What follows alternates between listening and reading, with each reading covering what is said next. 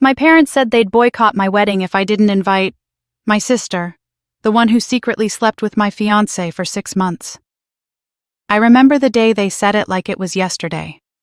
My mother's voice was calm, soft even. Like she was suggesting I pick a different dress, not asking me to forgive the deepest betrayal of my life. And my father? He just sat there, arms crossed, nodding in agreement, as if what happened didn't matter at all. They told me you and Sarah are sisters. Blood is thicker than water. But what they didn't understand was this.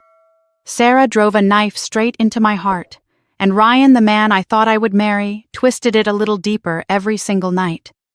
So when I told them Sarah wasn't welcome at my wedding, they didn't hesitate. If she's not invited, they said we won't come either. They thought they were giving me an ultimatum. But what they didn't expect was that I had a choice too. And that choice was something they never saw coming.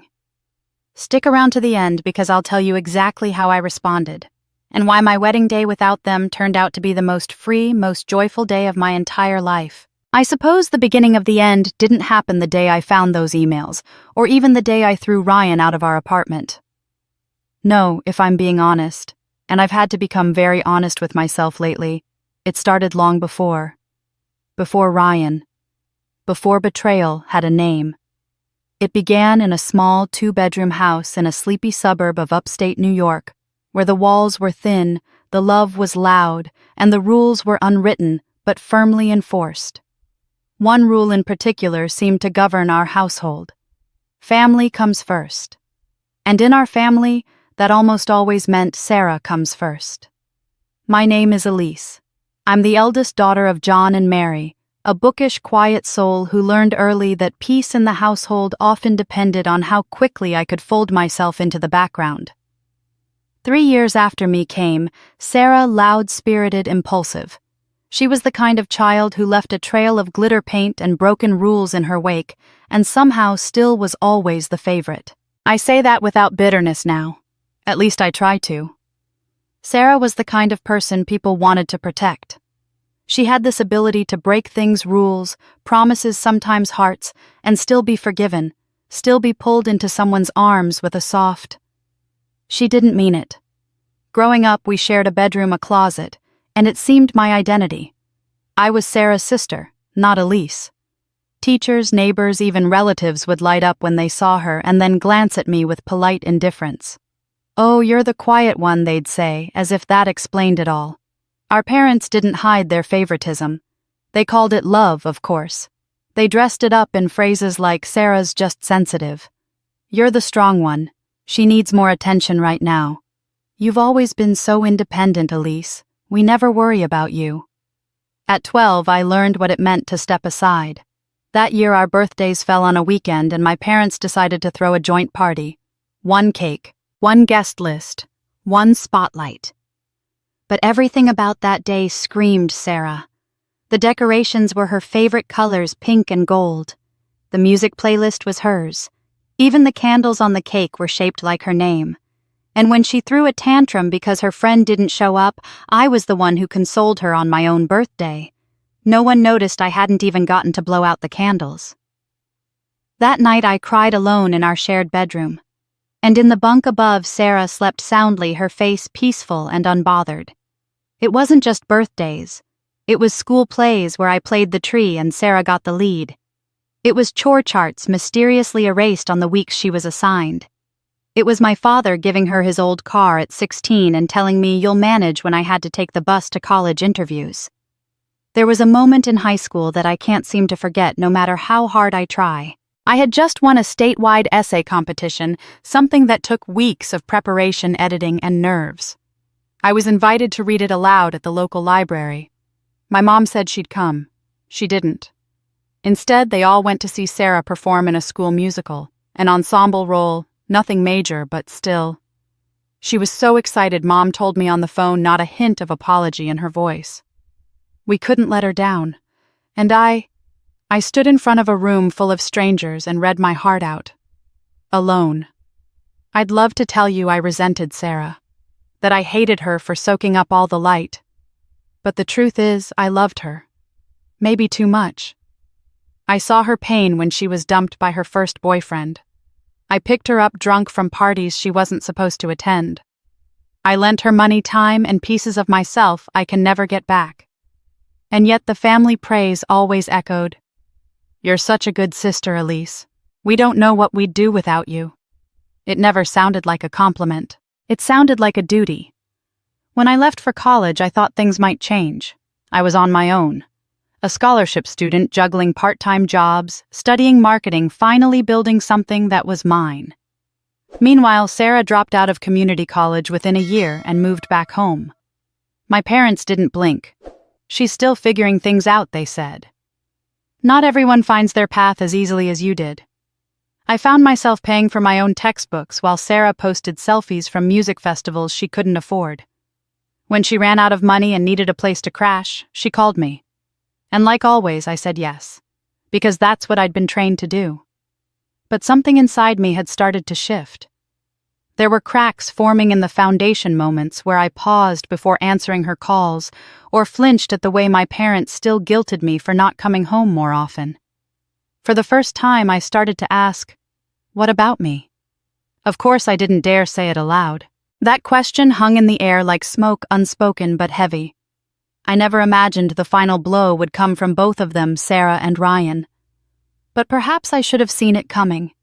Perhaps all those years of stepping aside trained everyone around me to believe I would keep doing it no matter how deep the wound. So when my parents said they wouldn't come to my wedding unless I invited the sister who had slept with my fiancé, I wasn't shocked. I was just done. Because I had spent a lifetime stepping back. But I never expected the day would come when they would push me all the way out. After spending most of my life feeling like a supporting character in my own family, college was the first place I ever felt truly seen. It was a fresh start, new city, new people, and for once, no Sarah. No parents to remind me who I was supposed to be. It was in that freedom that I met Ryan. We crossed paths at the university library, cliché I know, but real. I was tucked in a corner reading The Bell Jar, trying to lose myself in someone else's voice, when I heard his calm, steady, and curious. "That's a heavy read for a Tuesday morning," he said, tilting his head to glance at the cover.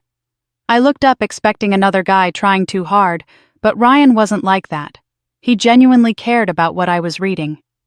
We ended up talking for nearly an hour about Plath, then Salinger, then poetry, then the fact that he hated social media and preferred real conversations. He had this quiet intelligence that didn't demand attention, it just drew you in. Over time, what started as casual conversations turned into late-night walks, coffee runs, and long meandering talks on park benches about literature, life, and the kinds of futures we each imagined. He listened not just with patience, but with real intent. He made me feel like my words mattered. And after years of being the background character to Sarah's chaos, that mattered more than I could say. By the time I graduated, we were inseparable. He was a year ahead of me and already working for a small publishing house downtown. We made the decision to move in together shortly after, both practical and romantic. Rent was expensive, and we didn't want to spend another day apart. Our apartment wasn't much, just a one-bedroom on the third floor of an aging brick building with creaky floors and a view of the alley, but to me, it was our sanctuary. We filled it with books, mismatched furniture, and routines that became small rituals. Sunday mornings with pancakes and jazz, Tuesday night takeout and old movies, and quiet evenings curled up on the couch reading different books with our feet touching.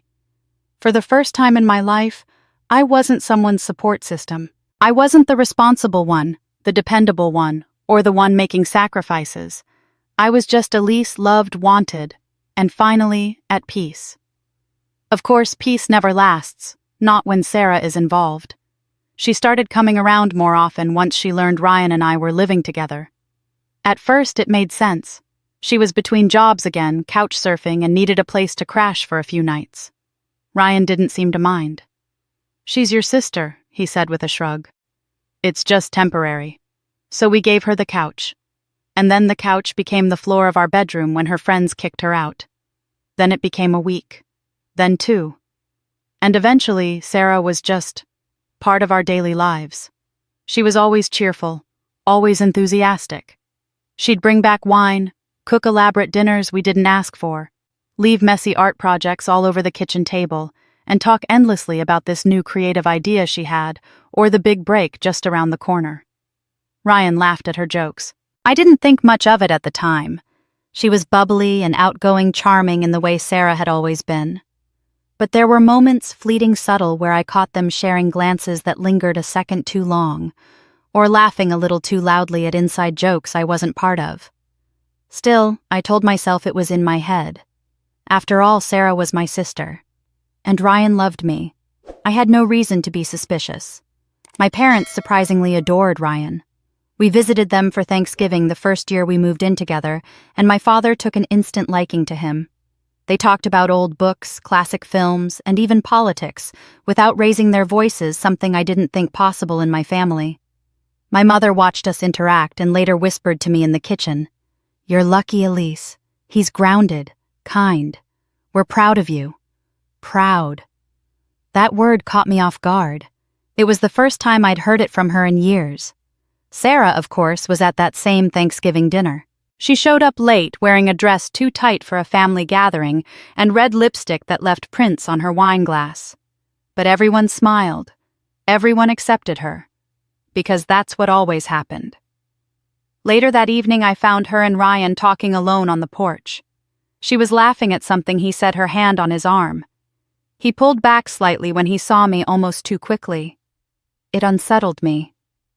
But I didn't say anything. Because why would I? Sarah was my sister.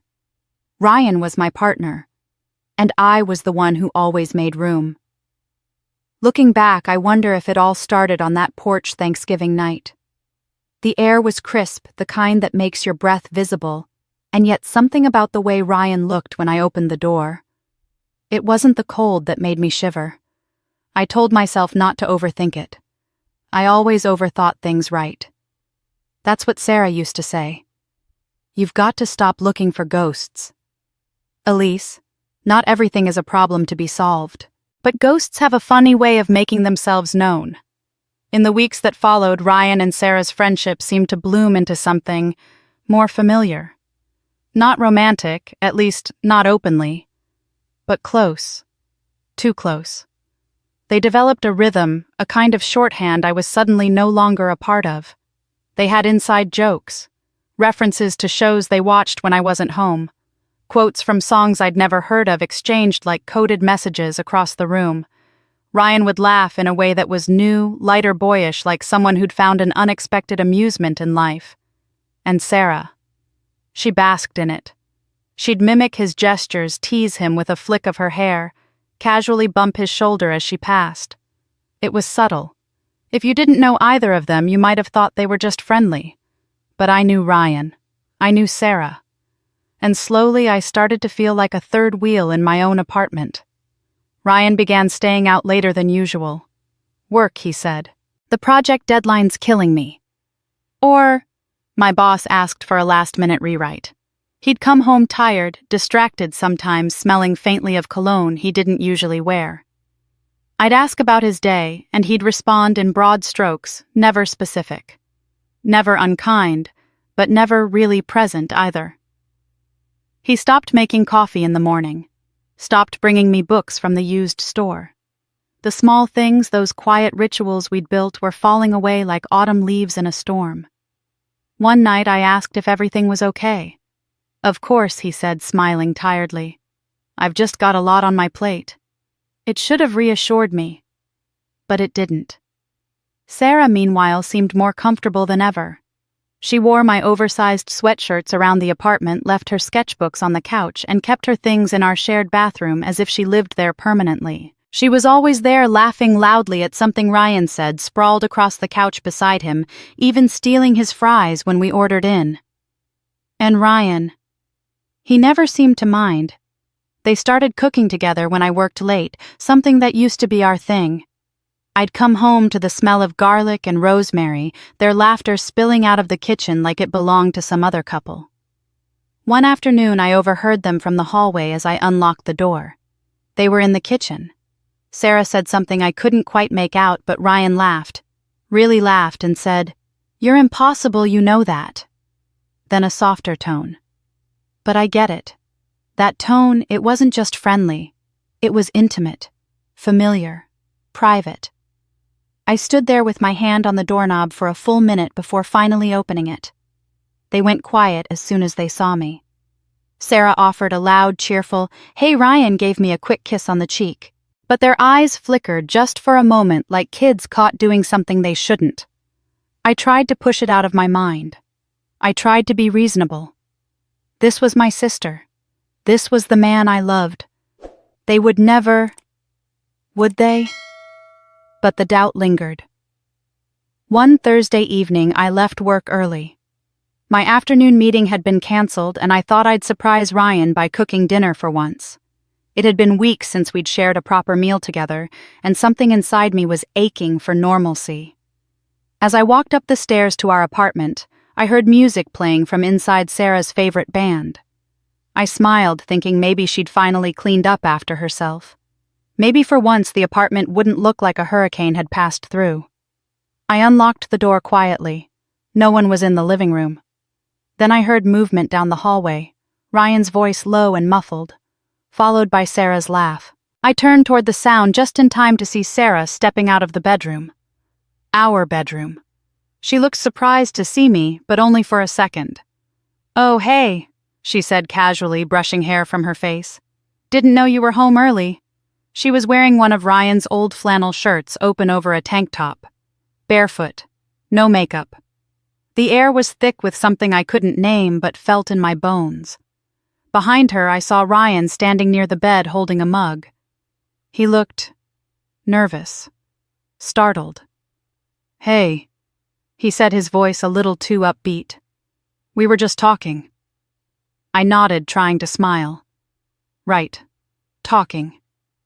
I walked into the kitchen and set the groceries down without a word. My hands trembled as I opened the refrigerator. I wasn't angry, not yet. What I felt was worse. Confusion. And beneath that fear that something was shifting, something I couldn't quite name but would soon be forced to see. I told myself I was being ridiculous, that I was projecting my insecurities, that Sarah and Ryan were just close, that families shared space, shared clothes, shared jokes, that trusting the people you love shouldn't be this hard. And so I shoved the doubts down. I buried them beneath busy days, sleepless nights, and the stories I'd always been told Sarah would never hurt me. Ryan was loyal. Family comes first. I wanted to believe those things. I needed to. Because the alternative was too painful to imagine. Not yet. Not then. Doubt is a quiet thing at first. It whispers, taps you on the shoulder when you least expect it. But when it finally screams, it's unmistakable. I didn't go looking for the truth.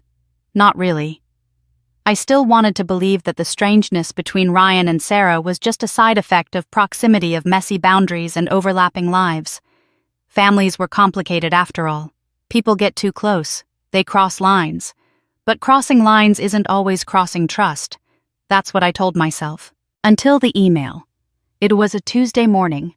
I remember because I had an early meeting at work and was rushing out the door with my laptop bag half-zipped and a granola bar between my teeth. I realized halfway to the train that I'd left my flash drive at home, an old habit I hadn't broken despite everything moving to the cloud. Sarah was still staying with us. I figured she'd be home, so I texted her. "Hey, can you check my desk? There should be a black USB drive next to my laptop. Can you email the contents to me?" Her reply was almost immediate. "Sure. Gimme 5. Relieved, I jumped off the train and headed toward a nearby cafe to log in and prep for the meeting. A few minutes later, the email came through. But it wasn't just the file I was expecting.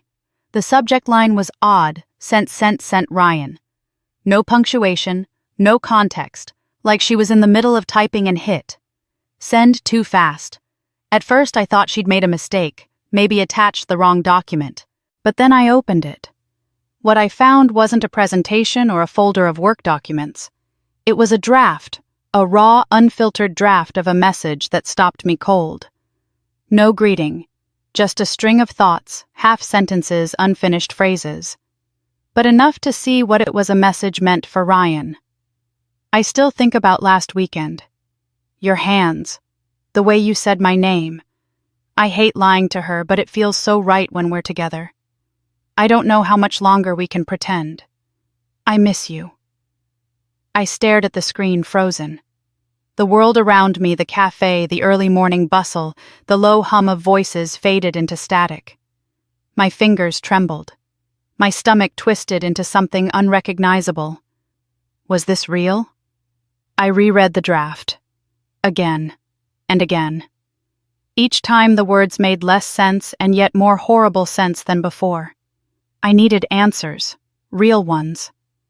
I called work and said there was a family emergency. I don't even remember what excuse I gave. My mind was already spinning in 100 directions. I rushed home. Sarah wasn't there. Ryan wasn't due back for hours. I had the apartment to myself, and I didn't waste a second. I opened Ryan's laptop. We shared everything: Netflix passwords, phone plans, a shared calendar. He trusted me, and I'd never had a reason to snoop before. Until now. His email was open. Slack messages, calendar invites. But none of it told me what I needed to know. Then I saw it. A small pop-up in the corner, messages synced via iCloud. My heart thudded. I opened the Messages app. The first few were ordinary friends, coworkers. But then I found the thread. Sarah. Hundreds of messages. Flirty, bold, vulgar in a way that made my skin crawl. I can still feel you from last night. I didn't sleep a wink. Wish she wasn't home so we could finish what we started. We're so good together. I don't feel guilty when I'm with you. Isn't that messed up? The timestamp hit me like a punch. 6 months. They'd been doing this for 6 whole months. There were photos, emojis, nicknames, even discussions about me mocking my routines, my habits, the way I always had my nose in work.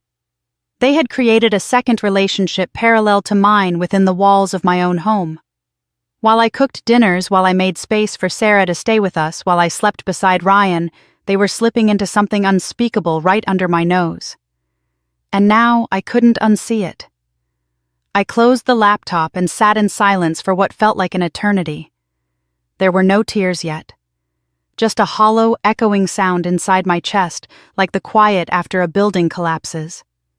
I replayed every interaction, every laugh they shared, every time Sarah wore Ryan's clothes and said it was just comfy every night Ryan came home late and kissed me distractedly.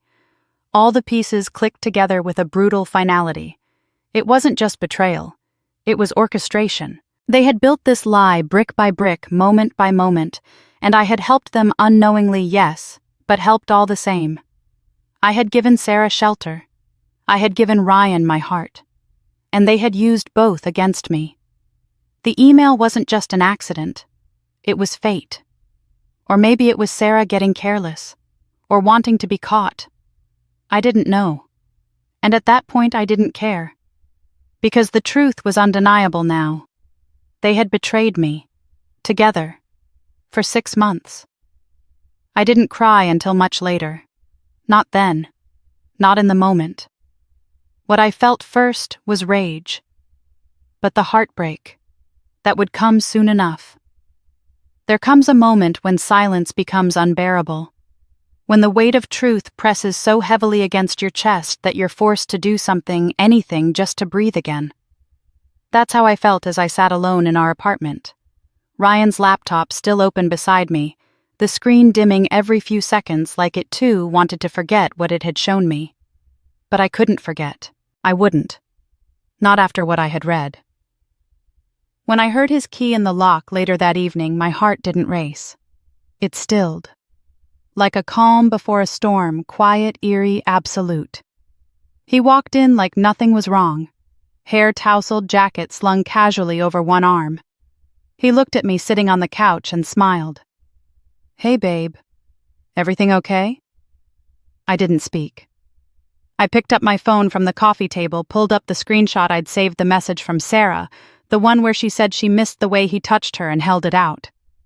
His eyes dropped to the screen. The color drained from his face like someone had pulled the plug on his blood supply. He didn't speak for a long time. Then he finally looked up and asked weakly, Where did you get this?" That was his first response. Not denial, not guilt, just damage control. From the laptop, I said, my voice steady. Too steady. The messages synced. He ran a hand through his hair, already pacing. "Okay, listen. Elise, it's not what it looks like." I let out a short, humorless laugh. "Please, Ryan, don't insult me. It's exactly what it looks like." He started to talk fast, disjointed. "It didn't mean anything, I swear. It got out of hand. It was late nights. She was always around. We were talking and I don't know. One thing led to another.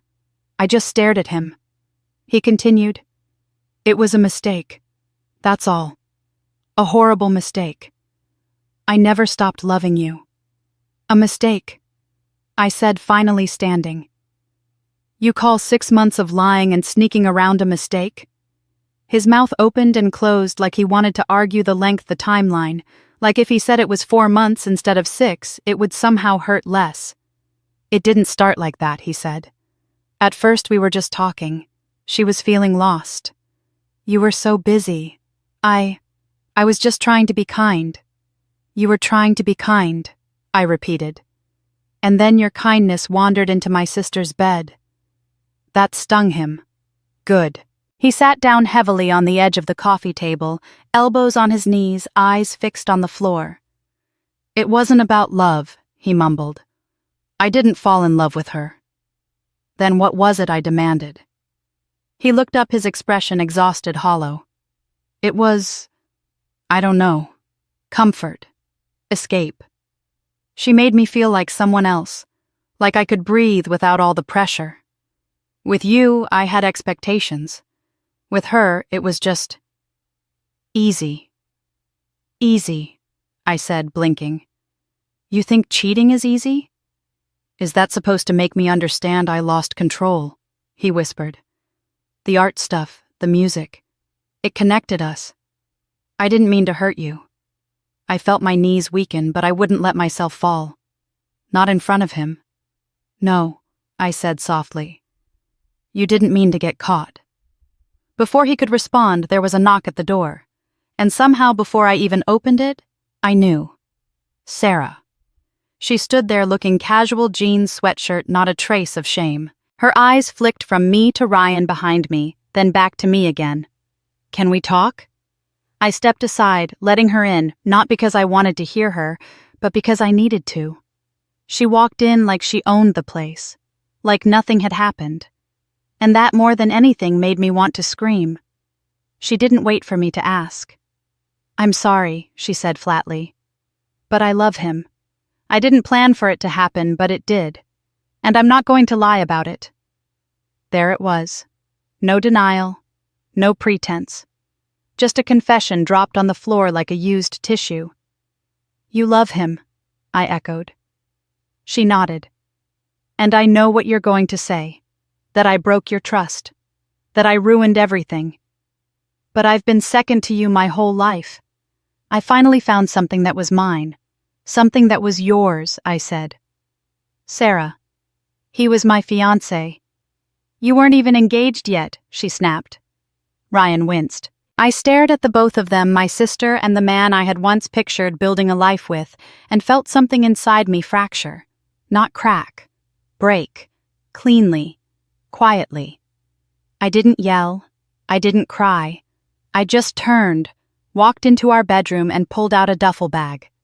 I began to pack, not carefully, not with sadness, just efficiently, like I was evacuating a burning building. Ryan followed me in. "Elise, please. Don't do this. Let's talk about it. We can fix this." "There's nothing to fix," I said without looking at him. "You don't have to go," he said, voice rising slightly. "I told you she didn't mean anything. Then you won't miss her when she's gone." He had no reply. I zipped the bag, grabbed my keys, and left, walking past Sarah as she stood in the hallway like a ghost that had gotten what it wanted. I didn't go home. I went to Emily's. She didn't ask questions. She just opened the door, saw my face, and said, "Stay as long as you need." And I did.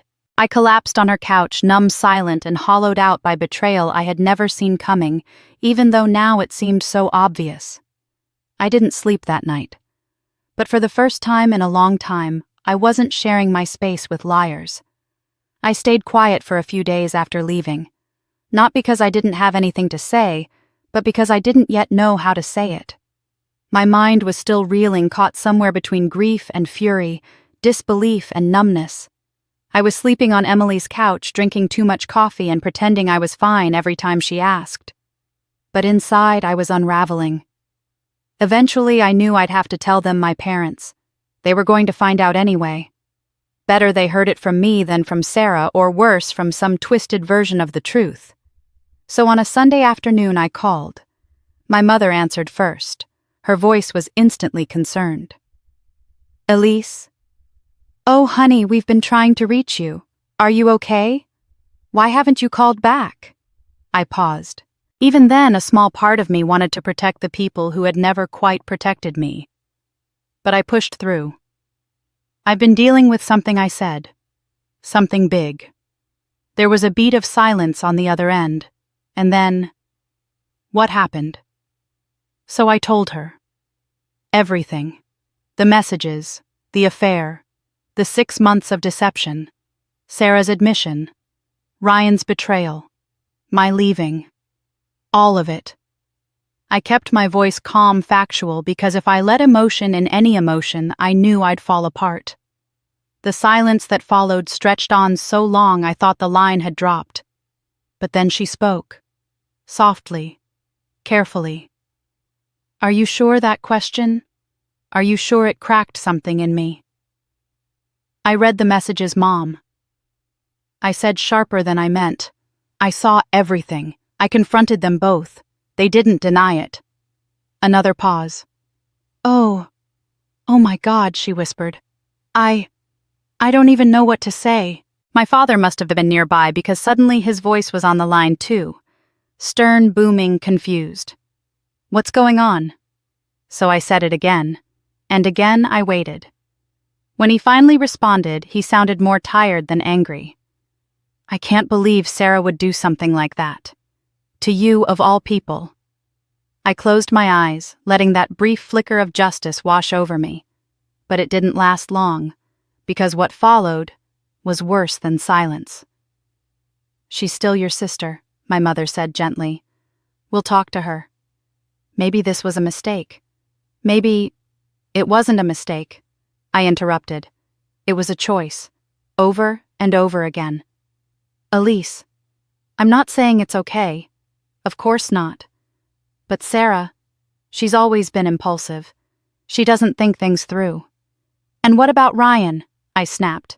"He was the adult in the room, right? Or do we forgive him too because Sarah needed comfort?" My father exhaled loudly.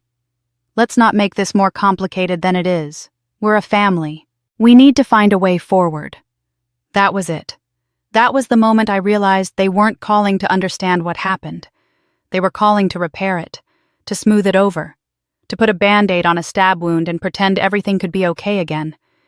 "You don't get it," I said, my voice cracking. "She didn't just betray me. You did. Right now. By acting like this is something I should just get past." "We're not taking sides," my mom said quickly. "Yes, you are," I whispered. "You just chose hers."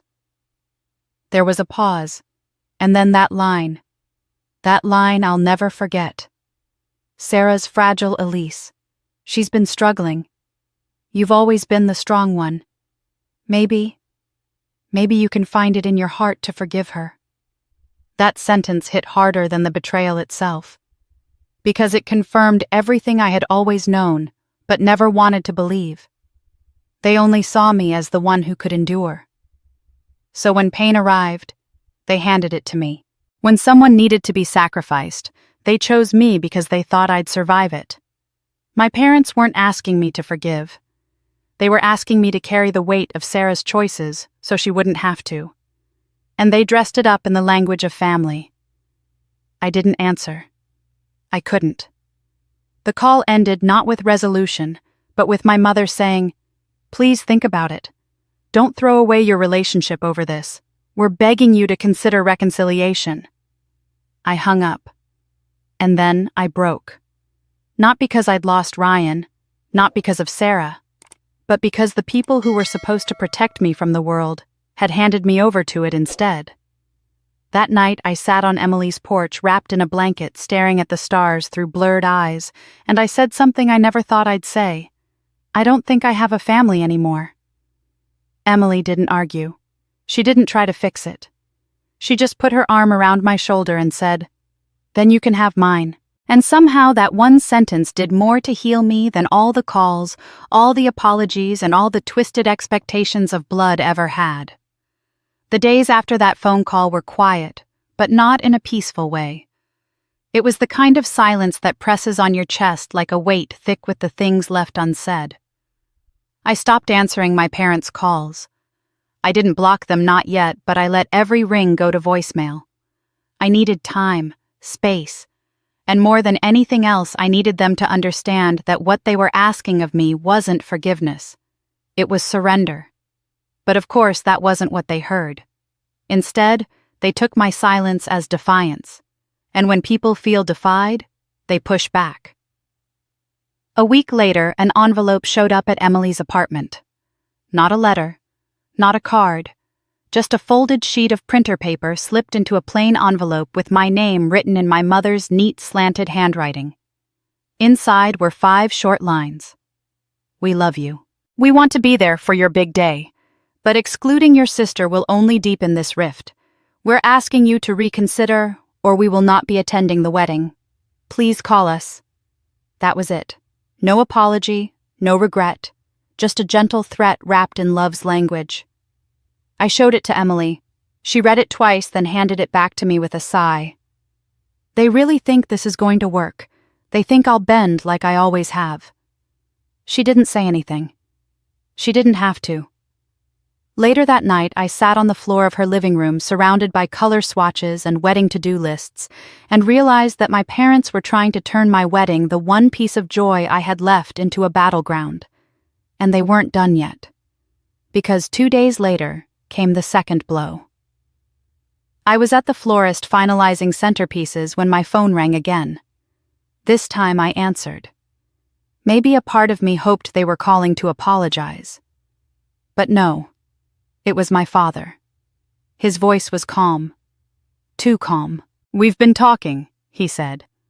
"And your mother and I think perhaps Emily isn't the best person to stand beside you on your big day." I froze. "What are you talking about?" "Well," he continued, "it's no secret that Emily's been a wedge between you and the family. We know she's been giving you advice that's only pushing you farther away. Maybe someone from the family should be your maid of honor. It might help rebuild things." I almost laughed, not from humor, but disbelief. "You want me to uninvite the one person who actually supported me through all of this so I can replace her with the person who betrayed me?" "No one's saying replace," he said quickly.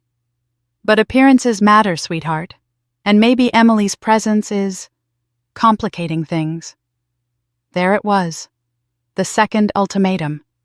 Not only did they want Sarah at the wedding, they wanted Emily out of it. That was the moment something inside me snapped. Not loud, not dramatic, just final. "You know what, Dad?" I said, my voice icy. "You keep saying you're not taking sides, but everything you've said and done proves you already have. You picked her. The one who lied. The one who destroyed my trust, my future. You chose her because it's easier to forgive the storm than to stand with the one left in its wreckage." He tried to interrupt, but I didn't let him. "Emily didn't pull me away. You did.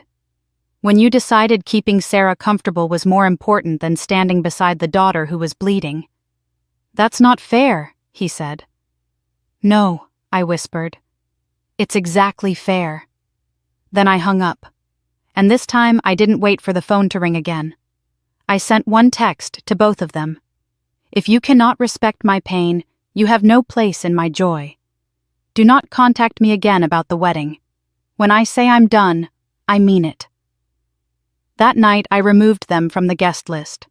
I deleted their mother of the bride and father of the bride placeholders in the seating chart. I called the planner and asked her to reassign their chairs. I didn't cry. I didn't rage. I just sat on Emily's couch, sipping tea and letting the final piece fall into place. I wasn't walking away from my family. They had already walked away from me. As days passed, I could feel the Cold War truly begin. No more letters. No more calls. Just silence. My extended relatives began to whisper. Some reached out awkwardly, tiptoeing around the topic. But I held the line. If they choose betrayal over boundaries, they choose exile too. And as I updated the RSVP list and finalized the bridesmaid schedule, I looked at the empty space where my parents' names used to be, and for the first time I didn't feel guilt. I felt clarity. Living with Emily was never supposed to be permanent. I had originally planned to stay just a few nights long enough to clear my head, maybe find a temporary rental. But those few nights quietly became weeks. And for the first time in a long time, I didn't feel like I was surviving. I felt like I was breathing again. Emily never made me explain myself. She didn't demand answers or timelines. She gave me space when I needed it, sat with me when I broke down, and reminded me without words that not everyone I loved would choose to leave. Her home became my harbor. Not because it was fancy, it wasn't, but because it was warm, safe, human. Some evenings we'd curl up on the couch with old movies and ice cream. Others she'd coax me into coming to small gatherings with friends, just so I wouldn't forget how to laugh. It was during one of those low-key nights that I met Alex. I wasn't expecting much. Emily had dragged me to a friend's backyard barbecue. I had barely touched my plate, mostly sipping sweet tea and nodding through conversations I wasn't quite present for, until he sat down across from me. There was nothing flashy about Alex, no big gestures or practiced lines. He introduced himself with a warm handshake and a slightly crooked smile, said he was a high school English teacher. We got to talking about literature of all things. For the first time since Ryan, the subject didn't sting. He made a joke about how teenagers thought Hemingway was boring and how he secretly agreed with them. I laughed. Genuinely. So what do you read when you're not assigning term papers? I asked. Poetry mostly, he said. The kind that's too emotional to teach. I remember staring at him for a moment too long, surprised by the honesty. That was the first night I noticed how unfamiliar kindness felt when it wasn't followed by manipulation. I didn't fall for him that night. I didn't even think about dating. Romance was the furthest thing from my mind.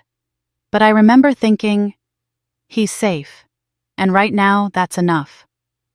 We started meeting more often. Sometimes it was just the group hanging out. Sometimes it was Emily conveniently forgetting she invited Alex over for dinner too.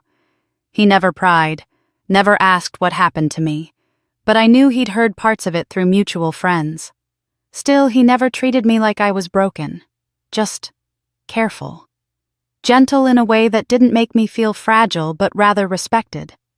Little by little, the walls I had built so high started to show cracks. Not because he tore them down, but because he waited patiently outside them. I remember one evening, weeks after our first meeting, sitting on Emily's porch swing with him while the cicadas buzzed in the warm air. I told him I didn't know if I could trust anyone again, that I wasn't ready for anything serious. He didn't flinch. Then we won't be serious, he said. We'll just be whatever you need. That was the moment I knew I'd let him in. He wasn't Ryan. And thank God for that. There were no grand romantic promises, no illusions of perfection, just someone willing to sit in silence when words were too heavy. In time, I found myself smiling more, sleeping better, waking up without the ache that had taken up residence in my chest. And perhaps most importantly, I stopped checking my phone, waiting for messages that would never come. My parents never called. Sarah didn't write. Ryan remained a ghost, and I was finally okay with that. Emily watched the shift in me like a proud sister. She never said it aloud, but I could see it in her eyes, the relief, the cautious hope. One night she brought out a bottle of red wine and toasted to beginnings. To new chapters, she said. I raised my glass.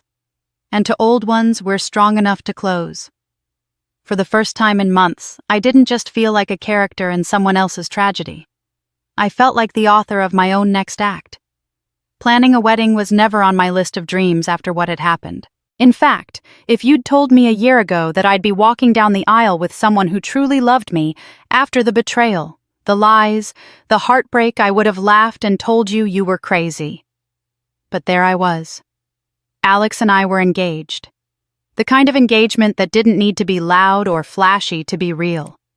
We'd been through enough storms to know that love wasn't about the ring or the guest list.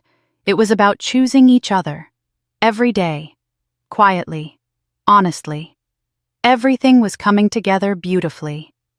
The venue was a charming old barn with string lights, wooden beams, and open skies. Emily was my maid of honor, of course, and our close circle of friends had rallied around us like family. Because in every way that mattered, they were. The only thing not perfect. My parents. I hadn't spoken to them in over a year. Not since they issued their ultimatum. Either invite Sarah to the wedding or they wouldn't come. They'd kept their word. No calls, no visits. Radio silence. And I had kept mine. I built my life without them. Quietly, painfully, but with resolve. So when I saw the letter in the mailbox, handwritten familiar cursive, I knew exactly who it was from before I even opened it. The envelope was cream-colored, the kind my mother used for birthday cards and thank-you notes. Inside was a folded page with words that shook me more than I expected. Dear sweetheart, it began. We miss you. We've given you space because we thought you needed time. But with your wedding coming, we feel it's our chance to make things right again. Sarah has apologized. She's in therapy. She's rebuilding her life.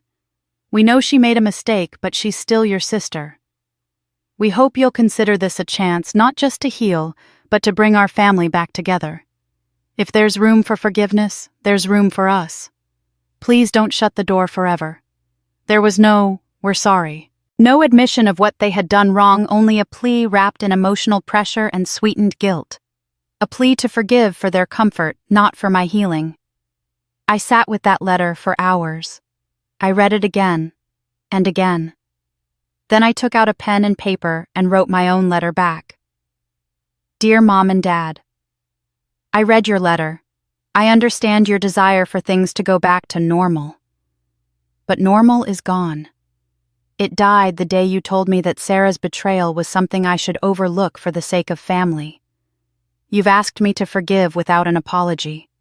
To invite someone who hurt me to the most sacred day of my life, not because it's right, but because it's easier for you. Family isn't about blood. It's about respect, loyalty, safety. And you failed to give me any of those when I needed them most. I won't invite Sarah to the wedding. And I won't invite you either, not because I hate you, but because I finally love myself enough to stop letting guilt dictate my boundaries. My wedding is a celebration of love, not a reunion of unresolved pain. I wish you peace, but you will not be there. I folded the letter, placed it in an envelope, and dropped it in the mailbox without flinching. That night, I cried not from regret, but from release. There's a strange kind of grief that comes when you realize your family will never be what you needed. And an even stranger kind of strength when you accept that and build something better anyway. Alex never pressured me about the guest list. He let me take the lead. And when I told him that I wasn't inviting my parents or Sarah, he didn't ask why, he simply said, "Good. You deserve peace on your wedding day." The weeks passed and the RSVPs came in. My parents never responded. I didn't expect them to. But this time I wasn't waiting. I had already chosen my real family. The ones who stood by me when things got ugly. The ones who didn't ask me to smile through pain just to make others comfortable.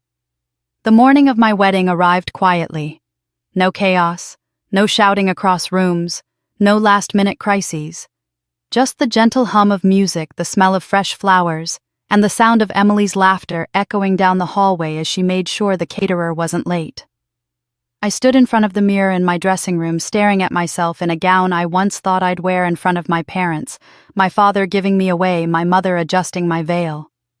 But that wasn't how this story turned out, and honestly, I was okay with that. Emily peeked in holding a steaming cup of tea and a nervous smile. "You ready?" she asked. I nodded. "Almost," I whispered, turning from the mirror. She stepped closer, smoothed the lace on my sleeve, then met my eyes in the reflection. "You look beautiful," she said. "And you're not alone." Her voice trembled slightly at the end of that sentence, and that's when I felt it, a warmth I hadn't known I needed. She wasn't just my maid of honor. She was my real sister in every way Sarah never could be. There were no big speeches about missing family that morning, no quiet sobs over what could have been. The truth was, no one brought them up at all, because they weren't missed. Everyone who mattered was already there.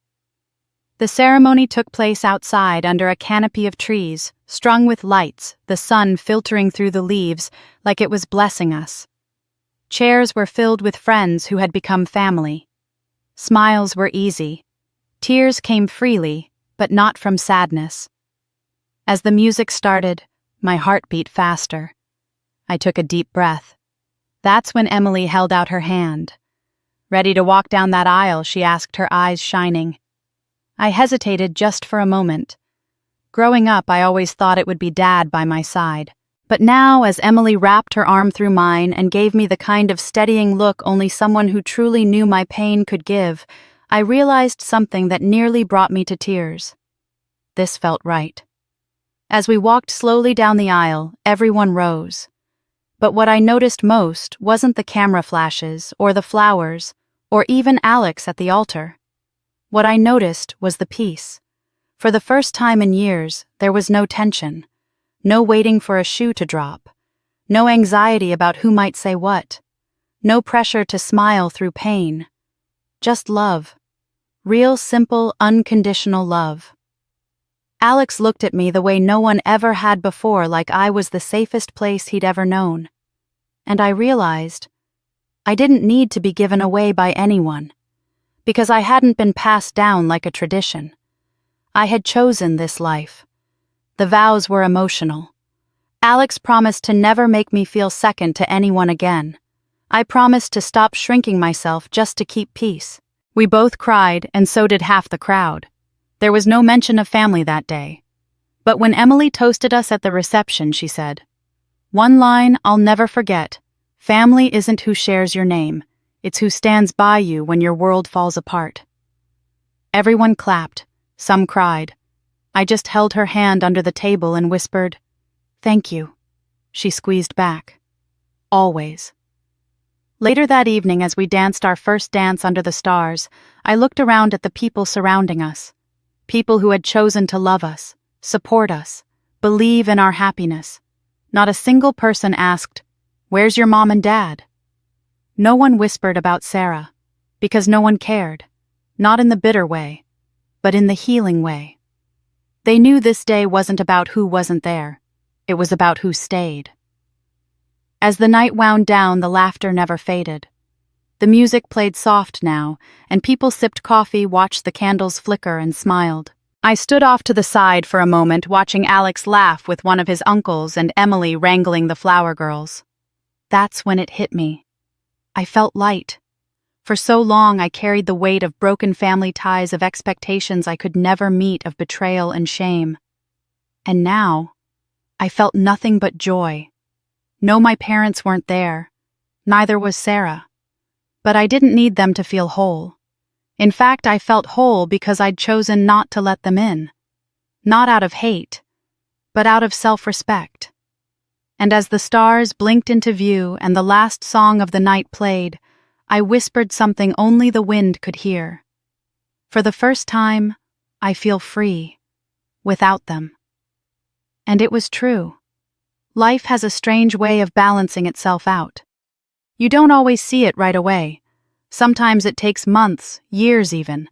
But eventually, what's broken finds a way to fall apart entirely. That's exactly what happened with Sarah and Ryan. A few months after my wedding, their relationship went public. Not through an announcement or a cheerful social media post, but through whispers, side eyes, and awkward family gatherings from those who still entertained the idea of inviting them. People didn't celebrate them. They didn't get the love wins kind of attention they might have been expecting. Instead, what they got was silence. Cold. Loud. Damning silence. Extended family ignored their pictures. Friends unfollowed. Former colleagues stopped reaching out. Because deep down, everyone knew how their relationship had started. Ryan lost his job about 3 months after they went public. He was working in a respectable firm where image mattered. At first, his personal life had been just that personal. But whispers started floating after one of his coworkers found out he'd left his fiancée for her younger sister. Human resources got involved not because it was a crime, but because it wasn't professional. Soon after he was let go quietly, the firm citing a need to restructure the department. But we all knew what that meant. Last I heard, he'd taken a job 2 pay grades lower and was working night shifts for the first time in years. Sarah, for her part, didn't last long in that forbidden love fantasy either. At first, she defended him to everyone, told our extended family that they were meant to be, and found love in the wrong place but the right time. No one bought it, not even her. 6 months in, she posted a vague, sad quote on Instagram about heartbreak. Another 2 weeks later, she deleted every photo of him. And then the truth came out trickling through mutual friends like wine spilled on white carpet, sticky, messy, and impossible to clean up. He only ever talked about her, you know. Sarah had reportedly said, referring to me. I thought I could be what she wasn't. But he just used me to stay close to her memory. It would have been satisfying if it weren't so pathetic. They'd destroyed my world, shattered trust, ruined relationships, severed family ties, all for what? A failed relationship that never had a chance. They weren't soulmates. They were just 2 selfish people who mistook thrill for love. And while I was enjoying weekends with Alex, hosting dinner parties with Emily, building a quiet, beautiful life, I heard from my cousin one day that my mother had been hospitalized. It wasn't physical. It was depression. According to Dad's letter, yes, a letter, not a call, she had stopped eating well, barely left her room, and refused to talk to anyone except Sarah, who was too caught up in her own drama to help. Apparently, losing both her daughters, one to scandal, one to silence, had broken her spirit. Dad's letter was handwritten shaky. It started with, I don't expect forgiveness, but I owe you the truth. He talked about how he and Mom had thought they were protecting family by trying to keep us all together, how they never imagined Sarah would take things that far, and how they just wanted peace. But we chose the wrong daughter to defend, he wrote. And by the time we realized it, we'd already lost you. It should have made me cry. But all I felt was stillness. He ended the letter asking if I'd consider visiting my mom in the hospital. Not for them, but for her. And for a brief moment I almost did. But then I remembered sitting alone on my wedding day, staring at the back of an empty church pew where my father should have stood. I remembered the birthday party Sarah ruined, the family dinners where I was invisible, the ultimatums disguised as peacekeeping. And I realized they hadn't lost me now. They'd lost me long before. Some betrayals take years to sink in. Some healing takes even longer to begin. But here's the truth. I didn't need revenge. I didn't need to scream or post about them or beg for apologies. I just needed to live well without them. And that's exactly what I was doing. Some people think revenge means fire and fury, doors slammed, voices raised, and bridges burned.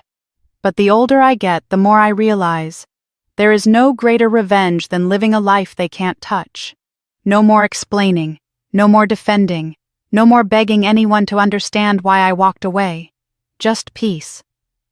Months passed. My new life wasn't perfect, but it was mine. Alex and I started a little garden behind our house, something I never imagined I'd care about, but now love deeply. Watching things grow under your care. It changes you. Gently. I left marketing behind and started writing again. Not fiction, but reflections, essays, letters, pieces of me that I never shared before. Emily was the first to suggest I publish them. I laughed at the idea. Who'd read that, I asked. People who've been hurt, she said. People who need to hear that it's okay to choose themselves. She was right. I self-published a short book, just 120 pages. Quiet isn't weak healing when you've been betrayed. To my surprise, it resonated. Emails came pouring in from women, widowers, divorcees, people who had chosen themselves after years of being guilted into silence. They said my story helped them speak up, helped them walk away, helped them realize they weren't wrong for hurting. And for the first time in my life, I felt seen. Not for being a good daughter or a quiet sister, but for being me.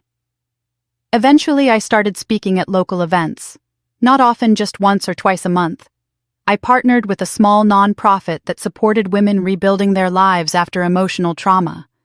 We ran workshops, journaling nights, even a small scholarship fund for women going back to school later in life. None of it was glamorous, but every time someone came up after a talk and whispered thank you, I felt something I hadn't felt in years. Pride. Not the loud, flashy kind, but the steady, grounding kind. The kind that comes from surviving without turning bitter. I never saw Sarah again. Last I heard, she moved to another state. Some say she's doing better. Others say she isn't. I don't know. I don't need to. Ryan disappeared from my world completely. My parents. Still silent. I never responded to Dad's letter. Maybe one day I will. Maybe I won't. But forgiveness isn't a door I'm keeping locked. It's just one I'm not ready to open. And that's okay. Because I am no longer the girl who needed everyone to love her to feel whole. I am not the woman begging for a seat at the family table. I built a new table with people who bring peace, not pressure. Who show up, not just speak up. On the anniversary of my wedding, I sat on the back porch with a cup of tea and opened my old journal. The one I hadn't touched since that night I ran to Emily's with nothing but a duffel bag and a broken heart. And I wrote these words. To anyone who has ever laid their peace down at someone else's feet, stop. Pick it back up. Hold it close. Guard it like your life depends on it, because it does. You are not dramatic for walking away from those who hurt you. You are not cold for protecting your boundaries. You are not wrong for saying enough. You are allowed to choose peace even if it means choosing it alone. You are allowed to heal, to move on, to live without guilt. You are allowed to be happy even if they never say sorry. You don't have to be their sister, daughter, or friend if being that means betraying yourself. You owe no one your forgiveness, but you owe yourself your freedom. That entry became the last page of my second book. It wasn't a revenge story. It was a rebirth. If you've made it this far, thank you. If this story moved you in any way, if it made you feel seen, heard, or less alone, I invite you to do one thing. Leave a comment. Tell us your story, your hurt, your healing. You never know who might read it and find strength in your words. Subscribe for more real stories, more truth, more moments where the quiet ones get to be heard. Because here, your voice matters. Let this be a reminder. Sometimes the most powerful revenge is never needing one.